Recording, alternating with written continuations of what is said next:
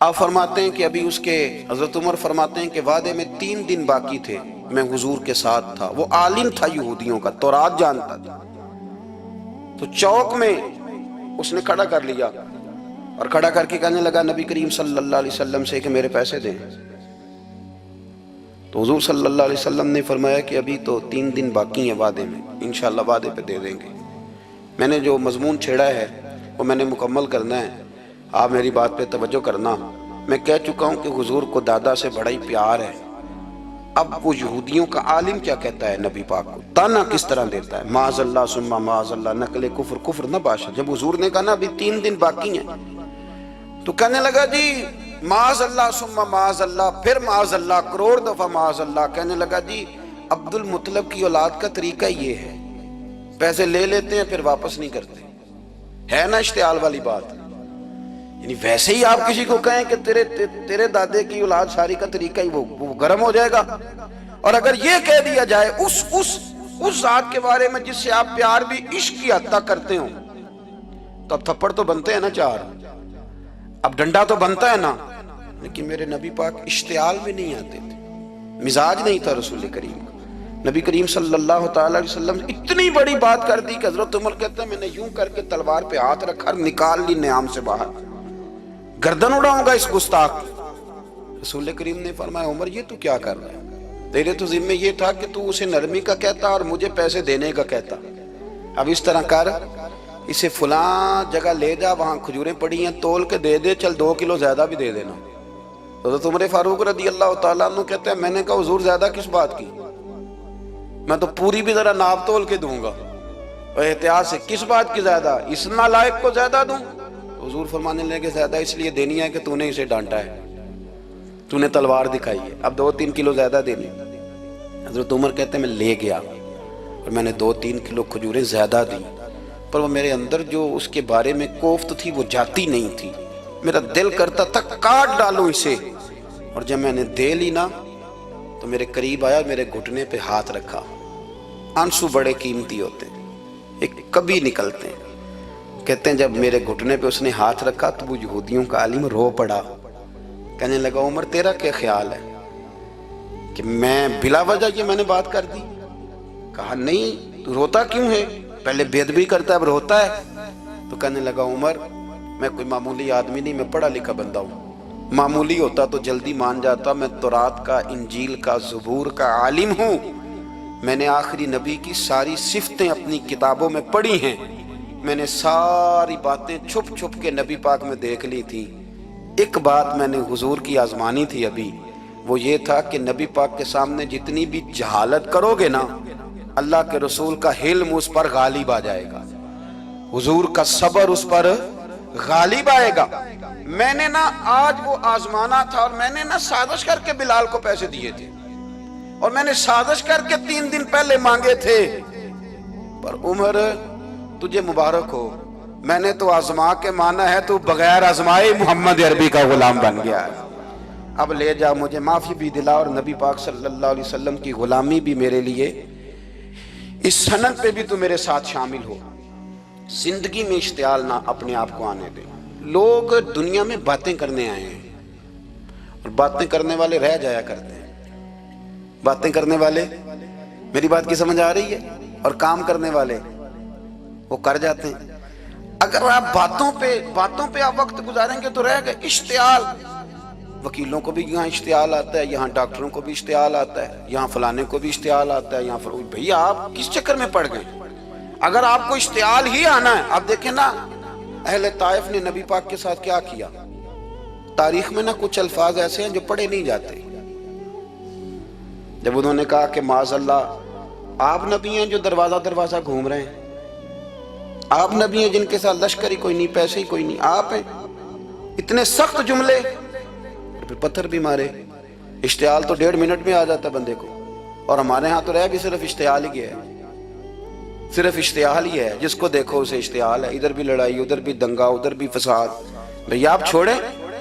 رسول کریم علیہ السلام کو حضرت زید بن حارثہ نے کہا حضور دعا کریں یہ تباہ ہو جائے، نبی پاک نے فرمایا لفظ حدیث کے، فرمایا لم ابعث لعانا، فرمایا میں کو تانے دینے والا بن کے آیا ہوں، میں وہ ہوں جو تانا زنی کروں گا، بد دعا دوں گا انہیں؟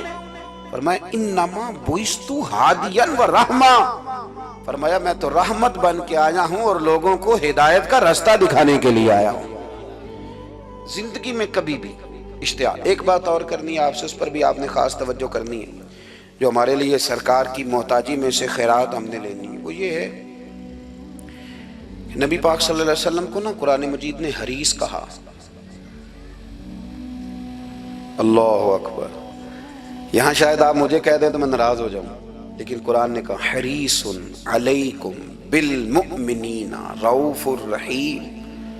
اللہ کرے کہ ہم قرآن کے الفاظ پر غور کریں۔ حریص علیکم، اے میرے محبوب کے غلاموں، نبی پاک صلی اللہ علیہ وسلم نا تم پر حریص ہیں، یعنی تمہاری بھلائی چاہنے میں جلدی کرتے ہیں، تمہاری بھلائی چاہنے میں۔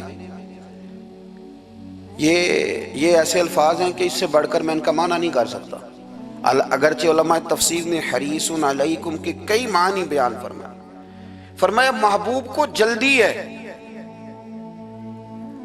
بیٹا بھی اماں سے کہتا ہے اماں آہستہ آہستہ ہی میری ترقی ہوگی نا۔ اب مرید بھی پیر صاحب سے کہتا ہے حضرت صاحب ہوں میں شروع کرتے لئیے سویرے اٹھتے پہنا تے اے میں ہولی ہولی کر کے داڑھی، مجھے تو خیر بہت سارے کہتے ہیں، اس لیے ایک میرے سنگی ہیں اللہ تعالیٰ انہیں جزائے خیر دے، وہ جنوبی پنجاب سے ہیں تو وہ سرائکی ہیں۔ اب ہمیں اللہ نے یہ اعزاز دیا ہوتا ہے کہ ہمارے پاس ہر زبان کا بندہ ہوتا ہے، اس لیے کئی دفعہ اپنی زبان بھی گڈ مڈ ہو جاتی ہے، کیونکہ سب سے بات کرنی ہوتی ہے نا جی۔ تو مجھے کہنے لگے ایک دن فون کر کے پیر صاحب مبارک ہو گئے۔ میں نے کہا جی خیر مبارک، کیا ہوا؟ کہنے میں ان چھوٹی چھوٹی داڑھی رکھ لئی اللہ دے فضل نہ۔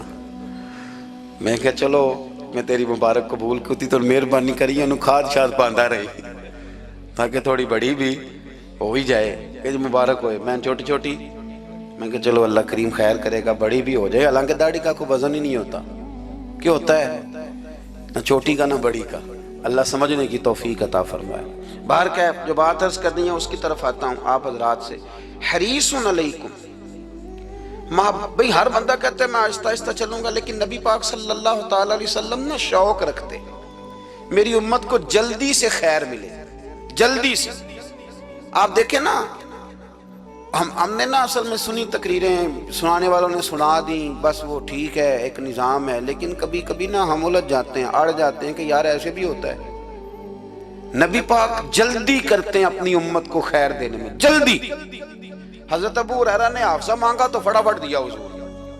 حضرت جابر ابن عبداللہ نے کہا حضور گھر میں غربت ہے تو فرمایا یہ کلو لے جا، کھول کے نہ دیکھنا کھجوریں، کھاتا رہنا ختم کوئی نہیں ہوگا۔ جس نے جو مانگا نا جو ذرا جلدی کر کے، مرنا ہے پھر قبر میں جانا ہے، پھر قیامت تک قبر میں لیٹنا ہے، پھر قبر سے اٹھنا ہے، وَإِذَا الْقُبُورُ بُعْثِرَتْ عَلِمَتْ نَفْسٌ مَا قَدَّمَتْ وَأَخَّرَتْ، پھر وہاں سے اٹھ کے حساب دینا ہے، حساب کے بعد جنت دوزخ کا فیصلہ ہونا ہے۔ اور میرے نبی پاک صلی اللہ علیہ وسلم کو بڑا شوق ہے امت جلدی جلدی جنت میں جائے، لہذا فرمایا ابو بکر تو بھی جنتی ہے۔ حضور وہ قبر، وہ اٹھنا، وہ حساب کتاب، فرمایا میں جانوں اللہ جانے۔ عمر تو بھی جنتی ہے، عثمان بھی جنتی ہے، علی بھی جنتی ہے، طلحہ بھی جنتی ہے، زبیر بن عوام بھی جنتی ہے، طلحہ بن عبید اللہ بھی جنتی۔ 10 بندوں کو نہ کھڑے کھڑے جنت۔ امام حسن اور حسین پیچھے کھیل رہے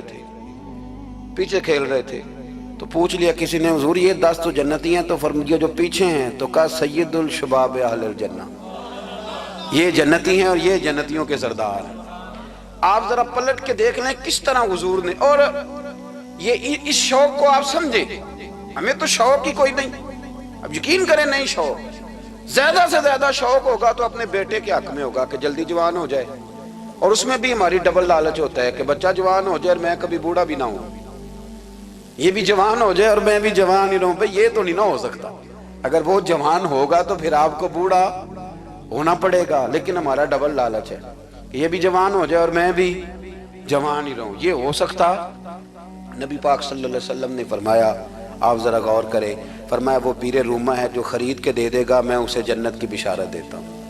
فرمایا جو مسجد بنائے گا میں گارنٹی دیتا ہوں اپنے لیے جنت میں مکان بنا لے گا۔ میرے رسول کریم علیہ الصلوۃ والسلام جنت کو آسان کرتے چلے گئے، فرمایا دو چیزوں کی ضمانت دے دے، زبان اور شرمگاہ کا غلط استعمال نہ کرنا، میں تجھے گارنٹی دیتا ہوں کہ رب تجھے بغیر حساب کتاب جنت عطا کر دے گا۔ جلدی کے ساتھ حضور نے یہ شوق پیدا کیا۔ ہمارے ہاں نا ہر معاملے میں تیزی ہے، امیر راتوں رات ہونا ہے، حسین راتوں رات ہونا ہے، اور بادشاہ بھی نیک ذرا آہستہ آہستہ ہو کے کرنا ہے، آہستہ آہستہ آہستہ آہستہ۔ اور تو ہر ویلے مسیطے بہ رہنا ہے تے اور کتے بھئی ہے جی؟ بھئی مسجد اللہ کا گھر ہے، تیرے گھر بیٹھتے تو 2-3 دن زیادہ بیٹھتے، تو نے کہنا تھا کوئی اور کام بھی کریا کر، اللہ کے گھر بیٹھے ہیں تو یہاں بھی تجھے اعتراض ہے، کدھر جا کے بیٹھے، کدھر بیٹھے جا کے؟ ہمارا ایک پیر بھائی تھا، اللہ اکبر، تو حضرت صاحب کے پاس آ کے نا کسی نے شکایت لگائی اس کی کہ اس کے گھر والے کہتے ہیں تیار والے پیران کو لے بیٹھا رہنا ہے، تو سب آس پہ فرمان لگے ایک باری پھر گل کری، کہتا جو کہتے ہیں ہر وقت پیروں کے پاس بیٹھ رہتا، فرمایا یار بڑا مزہ ہے، ایک باری پھر کری۔ تو وہ جب حضرت صاحب کو مزہ آتا تھا تو ہمیں مفت میں آنا شروع ہو جاتا تھا۔ تو یہ تو بڑی بات ہے نا جی کہ کوئی کسی اللہ والے کے پاس بیٹھتا ہے۔ میری بات کو سمجھ لیں، جلدی کرتے رسول کریم، ہمیں بھی تھوڑی جلدی کرنی چاہیے نبی پاک کا غلام بننے میں۔ صحابہ نے بڑی جلدی کی، آپ یقین کریں 1 منٹ بھی دائیں بائیں نہیں، بس آج حکم آیا، آج ختم، آج ہی عمل ہوگا، کل پرسوں کی بات کوئی نہیں۔ ساری دنیا جاتی ہے نا مدینہ شریف اور جا کے دیکھتی ہے مسجد قبلتین، 2 قبلوں والی مسجد، یار بڑا مشکل کام ہے، بڑا مشکل کام ہے۔ لوگ کہتے ہیں پہلا تسی انجان دے سو، اب یہ کہنا شروع کر دیا بڑا مشکل کام ہے۔ حضور نے 4 رکعتوں والی نماز 2 ادھر منہ کر کے پڑھائی اور پھر 2 رکھتے ہیں، اور یار مشکل ہے کام، بڑا مشکل۔ یہاں تو میرے بھائی پگڑی کا سٹائل بدل ناراض ہو جاتے ہیں، اور میرے رسول کریم صلی اللہ علیہ وسلم نے کعبے کا رخ ہی پھیر لیا تو سلام کے بعد صحابہ نے سوال نہیں کیا۔ کسی نے پوچھا کل تم نے 2 ادھر پڑھی تھی، آج 2 ادھر پڑھی، انہوں نے کہا ہم نے قبلہ نہیں دیکھا، ہم نے تو یہ دیکھا امام کدھر جا رہا ہے۔ حاجیو آؤ شہنشاہ کا روضہ دیکھو، کعبہ تو دیکھ چکے اب کعبے کا بھی کعبہ دیکھو۔ جلدی کریں، وقت بڑا تھوڑا ہے، بیماری فٹافٹ آ جاتی ہے کچھ پتہ نہیں چلتا، کمزوری فٹافٹ آ جاتی ہے کچھ پتہ نہیں چلتا، بہت سارے حالات ہیں جو جلدی خراب ہو جاتے ہیں۔ نبی پاک صلی اللہ تعالی علیہ وسلم نے نا اپنی امت کو بڑی ساری خیر اللہ سے لے کے دی، ہمارا دین بڑی جلدی مکمل ہوا، 23 سالوں میں مکمل دین حضور نے ہمیں عطا فرمایا۔ اور پھر ایک اور مزے کی اور لطف کی بات یہ کہ ایک ہے کہ جنگیں بھی ہو رہی ہیں، ہم کہتے ہیں جی آرام سے بیٹھیں گے تو دین کی بات کریں گے، جنگیں بھی جاری ہیں، بدر ہے، احد ہے، آخر دم تک۔ جس دن سرکار کا وصال ہوا اس دن بھی نبی پاک صلی اللہ علیہ وسلم نے لشکر روانہ کیا، اس دن بھی لشکر روانہ کیا، جنگیں بھی ہو رہی ہیں، اور ساتھ ساتھ رسول پاک نماز، عبادت، تہجد، مسواک، شریعت، دین، تقوی، پرہیزگاری، ان ساری باتوں کا درس بھی بیان فرما رہے ہیں۔ ہم کہتے ہیں جی وہ فلانے حالات ٹھیک ہو جائیں گے کاروباری تو پھر میں مسجد ہوں، بھئی حالت جنگ میں بھی جنگ بھی چلتی رہتی تھی، تہجد بھی چلتی رہتی تھی، وہاں یہ حال تھا کہ وہاں پریشانی بھی چلتی رہتی تھی اور درود و سلام بھی چلتا رہتا تھا۔ میرے رسول کریم صلی اللہ علیہ وسلم کے غلاموں، اپنے زندگی میں ناکام وہ لوگ وہ جنہوں نے وقت ضائع کیا، وقت نہیں ضائع کرے۔ ایک آدھ بات حضور غوث پاک کی عرض کرتا ہوں، حضور غوث پاک رضی اللہ تعالیٰ عنہ نے نا نبی پاک صلی اللہ علیہ وسلم کی اتباع میں وقت گزارا ہے۔ کچھ بندے اللہ کے بڑے خاص ہوتے ہیں، حضور غوث پاک رضی اللہ تعالیٰ عنہ کو اللہ نے اعزاز عطا فرمایا، شان عطا فرمائی کہ غوث اعظم درمیان اولیاء جو محمد درمیان انبیاء۔ اس طرح نبیوں میں رسول کریم کا مقام ہے نا، اس طرح ولیوں میں غوث پاک جیلانی کا مقام ہے۔ حضور غوث پاک رضی اللہ تعالیٰ عنہ کو اللہ نے کئی اعزازات دیے، سب سے بڑی بات یہ کہ اللہ نے انہیں کرامات عطا کی۔ کرامت دین کا پورا ایک حصہ ہے۔ ہمارے یہاں نا لوگ کہتے ہیں اخلاق بیان کریں جی، وہ کہتے کیا تھے، کرامت کیا ہوتی؟ بھئی کرامت تو قرآن پاک نے بیان فرمائی۔ آصف بن برخیہ جناب بلقیس کا، ملکہ بلقیس کا تخت لائے تھے، یہ اللہ نے کیوں آیت نازل کی قرآن پاک میں؟ وہ قصہ کہانی ہے کہ وہ جی تخت لائیں، یہ کیوں بیان کی؟ اور تخت آیا کس طرح آیا؟ انہوں نے کہا کہ آنکھ جھپکنے سے پہلے آ جائے گا. پھر آیا کہ نہیں آیا؟ ان سے پوچھا یہ کیسے آیا؟ کہنے لگے ھذا من فضل ربی. او سنگیو، صرف حضرت سلیمان علیہ السلام کا امتی تخت لا سکتا ہے، نبی پاک کا غلام نہیں لا سکتا؟ یار آپ نے کرامت کا انکار کر کے اپنے آپ کو کمزور کر لیا. اور نہیں جی نہیں، یہ کیسے ہو؟ کیا مطلب ہے اس کا؟ آپ سورہ نمل روز پڑھیں اور جناب سلیمان علیہ السلام کے امتی کی شان بیان کریں کہ وہ آنکھ جھپکنے سے پہلے 80 گز اونچا، 80 گز چوڑا، 80 من وزنی تخت آنکھ جھپکنے سے پہلے لے آئے. کسی بندے کا ایمان خراب نہیں ہوتا. اور میرے غوث پاک جیلانی، یہ وہ بندے ہیں جن کے بارے میں نبی پاک نے فرمایا کہ میری امت کے علماء بنی اسرائیل کے نبیوں کی طرح ہیں، امتیوں کی طرح نہیں. کن کی طرح؟ نبیوں کی طرح، نبیوں کی طرح. حضرت غوث پاک رضی اللہ تعالیٰ عنہ ہم کو ملانگ لوگ نہیں ہیں الحمدللہ تعالیٰ. ہم تو غوث پاک کی کرامت بھی مانتے ہیں پر قرآن و سنت کی اینک لگا کے مانتے ہیں. یہ میری بات سمجھ لیں. حضرت غوث پاک رضی اللہ تعالیٰ عنہ طالب علموں کو سبق پڑھا رہے تھے تو سبق پڑھاتے پڑھاتے نا ہاتھ آگے بڑھایا تو اچانک ہاتھ واپس آیا تو گیلا ہو گیا تھا سارا. تو شاگرد بھی بڑے سیانے ہوتے ہیں، انہوں نے سبق چھوڑ دیا، استاد جی کے گیلے بازو کو دیکھنا شروع کیا. حضور یہ کیا ہے؟ تو غوث پاک بھی غوث پاک تھے. ہر بندے کا ہاضمہ اتنا اچھا نہیں ہوتا کہ اس کو ہر بات ہضم ہو جائے. کئیوں کو بد ہضمی بھی بڑی سخت ہوتی ہے، کھٹے کھٹے ڈکار آتے ہیں بات سن کے، کانوں سے دھواں بھی نکلتا ہے کئی دفعہ. تو انہوں نے پوچھ لیا فٹافٹ کہ حضور یہ کیا ہوا؟ تو غوث پاک کو پتا تھا کہ سب کا ہاضمہ ٹھیک ہے. میاں صاحب نے بھی کہا تھا خاصاں دی گلامہ آگے نہیں مناسب کرنی. اگلا شعر میں نہیں یہ پڑھنا کیونکہ زیادہ ڈاڈ ہے تو میں ادھر ہی رہتا ہوں. اتنا ہی کافی ہے کہ خاصاں دی گلامہ آگے نہیں مناسب کرنی. انہوں نے کہا حضور یہ کیا ہے؟ تو آپ فرمانے لگے تمہارے والی بات نہیں. اللہ اکبر. ابھی سبق پورا ہو رہا تھا تو بندے دوڑے دوڑے آ گئے اور انہوں نے نعرے لگانے شروع، یا غوث یا غوث یا غوث. لوگ کہتے ہیں غوث پاک سے ملتا نہیں. میں کہ ٹھیک کہتے ہیں انہوں نہیں نہ ملیا، جنہوں ملیا اس تے رولا پانا نہ بڑا ملیا ہے بڑا ملیا ہے بڑا ملیا. اپنا اپنا معاملہ نا. کسی نے کہا حضور کچھ نہیں دیتے تو کسی نے کہا میرے کریم سے گر قطرہ کسی نے مانگا، دریا بہا دیے، در بے بہا دیے. جس کو ملا ہے وہ تو شور کرے گا. تو تھوڑی دیر کے بعد ہی بندے پہنچ گئے. انہوں نے آ کے یا غوث کے نعرے بھی لگائے، وہ مچلے بھی، وہ روئے بھی، وہ قدم بھی چومے، اپنے مقدر پہ ناز بھی کیا. شکر ہے اللہ کا، اللہ نے ہمیں آپ کا غلام بنایا، شکر ہے. تو طالب علموں نے پوچھا ہوا کیا؟ کہنے لگے کشتی میں بیٹھے تھے تو ڈوبنے لگی تھی. تو ہم نے کہا کہ ہم تو غوث پاک کے ماننے والے ہیں. تو پھر حضور غوث اعظم کا دست مبارک نمودار ہوا ہے اور کشتی کو پکڑ کے کنارے لگا دیا ہے، کشتی کو پکڑ کے کنارے لگا دیا ہے. ایک قریب کہنے لگا یہ کیسے ہو سکتا ہے؟ تو دوسرا اس کی کمر پہ تھپکے دے کے کہنے لگا ویسے ہی ہو سکتا ہے جیسے آصف بن برقیہ کے ساتھ ہوا تھا، بالکل ویسے ہی ہو سکتا ہے. سیدنا غوث اعظم کی کرامات اتنی متواتر کے ساتھ ہیں کہ ملا علی قاری فرماتے اتنی تو کرامتیں سنی نہیں جتنی غوث پاک کو اللہ نے عطا فرمائی.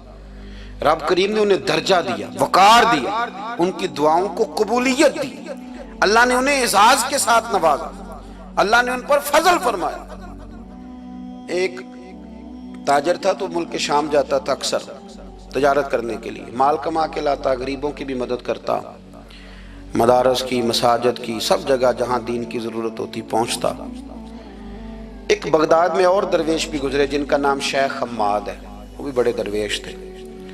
وہ تاجر شیخ حماد کے پاس گیا، کہنے لگا میرے لیے دعا کر دے، میں جا رہا ہوں سفر کے لیے. تو انہوں نے کہا میں صبح بتاؤں گا. استخارہ کیا صبح، کہنے لگے نہ جانا، تیرا مال بھی لٹ جائے گا اور تو قتل بھی ہو جائے گا. وہ بڑا پریشان ہوا، حضور غوث پاک کے پاس گیا، کہنے لگا حضور وہاں بھی میں نے کہلا بھیج دیا ہے، سامان میرا پڑا ہے، جاؤں گا نہیں، پیمنٹ نہیں کروں گا، ملے گا نہیں تو خسارہ ہو جائے گا، مہربانی فرمائے. غوث پاک نے مراقبہ کیا اور میں تو جا اللہ خیر کرے گا، تو جا اللہ خیر کرے گا. مرید کا عمل کے یقین، پیر کا عمل کے یقین. چلے آپ فیصلہ کر لیں تو میں آگے بڑھتا ہوں.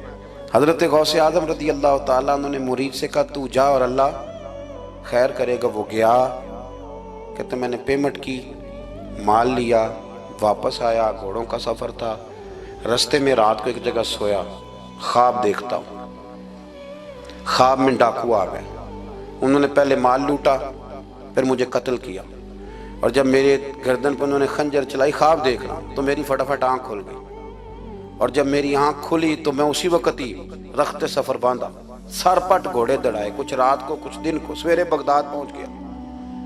کہتے خیال تھا کہ پہلے غوث پاک کے پاس جاؤں گا، لیکن پہلے شیخ حماد سے ملاقات ہوگی۔ میرا چہرہ دیکھا، پریشان تو دیکھ کے مسکرائے، فرمانے لگے بھی تیرا پیر بڑا شاندار ہے، تیرا پیر بڑا شاندار ہے، وہ کام جو حقیقت میں ہونا تھا نا، حقیقت میں انہوں نے دعا کی ہے تو رب کریم نے اسے خواب بنا دیا ہے۔ ان کی دعا کی برکت سے اللہ نے اسے، اب میں بات مضبوط کرنا چاہتا ہوں تو میں ایک حدیث پاک بھی پڑھ دوں۔ لوگ کہیں گے جی مرنے والا بھی بڑھ جاتا ہے، عمر بھی بڑھ جاتی ہے، مشکات کی حدیث ہے، ترمذی میں بھی موجود ہے، نبی پاک صلی اللہ علیہ وسلم نے فرمایا ہے اگر تم چاہتے ہو رزق بھی بڑھ جائے، عمر بھی لمبی ہو جائے، تو اپنے رشتہ داروں سے اچھا سلوک کرو۔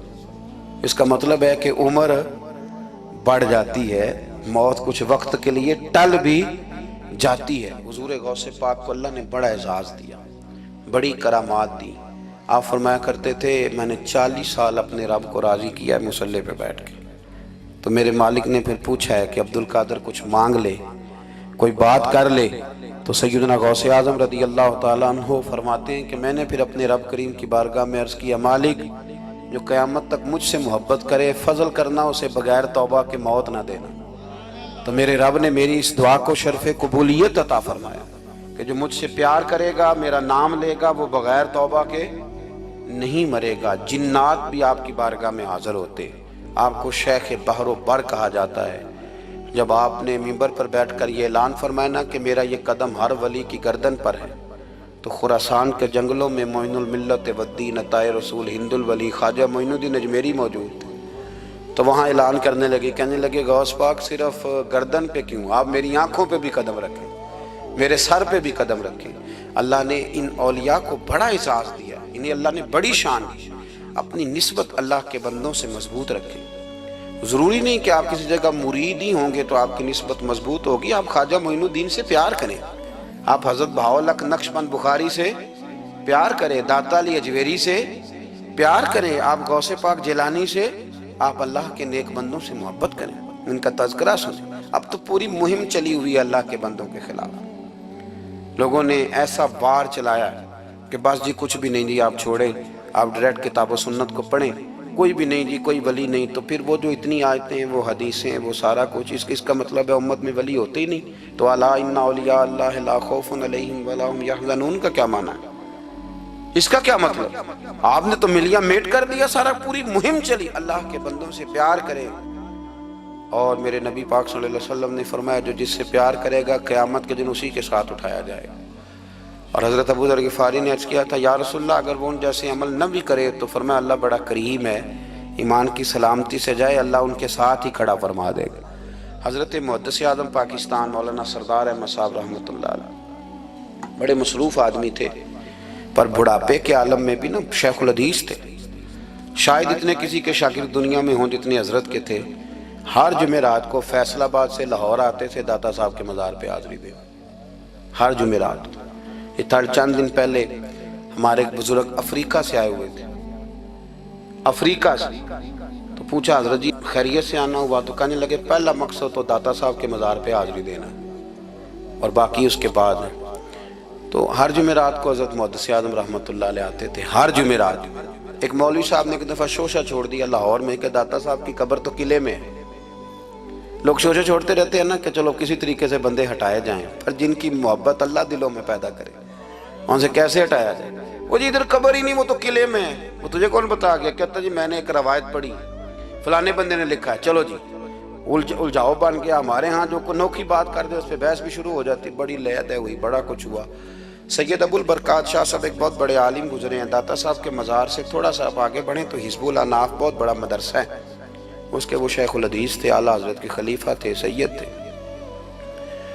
حضرت مولانا سردار احمد صاحب اسپیشل فیصل آباد سے آئے، سید صاحب کو وہاں سے ساتھ لیا، داتا صاحب کی مسجد کا سپیکر کھولا اور کھول کے فرمانے لگے جس بندے کو شک کرنا کہ داتا صاحب یہاں موجود نہیں، قلعے میں ہیں، وہ آ جائے، میں داتا صاحب کو آواز دوں گا، داتا صاحب قبر سے بول کے کہیں گے میں اندر ہی ہوں، آ جائے، میں آواز دے۔ بات ویسے کافی بڑی ہے، آپ کے اگر ذوق اس پر توجہ دے تو داتا صاحب اندر سے بولیں گے اور کہیں گے کہ نہیں میں یہی ہوں۔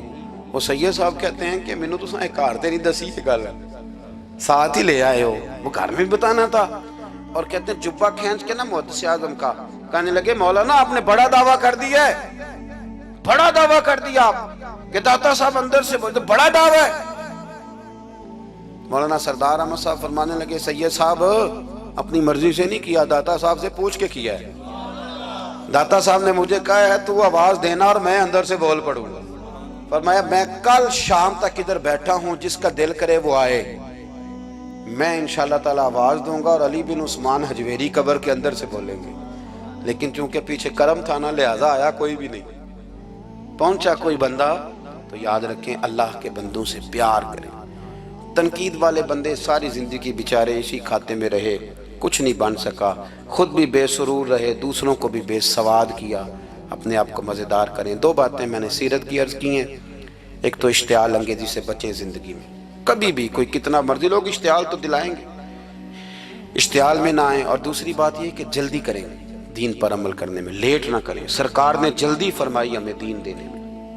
اور پھر ایک بات میں نے آپ کی خدمت میں یہ عرض کی ہے کہ اللہ کے ولیوں سے پیار کریں، اللہ ہمیں سمجھنے کی توفیق عطا فرمائے۔